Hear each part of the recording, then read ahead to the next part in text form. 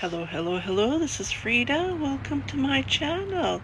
Here is another ta-da video on a project that I finished for September 2023.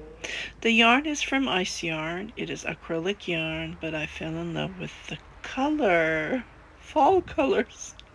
And I thought this would be perfect to make a video beside the leaves. Beautiful theme, isn't it? Well, the yarn that I used is 4 cakes and 140 gram each, and I used the entire all of the yarn.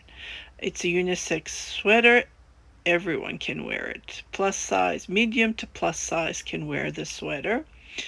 I do knit big sizes and everyone can wear this sweater. It's a crew neck, but it does look like a v-neck as well, I noticed while I'm wearing. I did not block it or I did not wash it, so this is how it turned out. And it's on for sale on my Etsy shop. So I hope you enjoyed this little clip that I gathered, and have a great day. Bye-bye.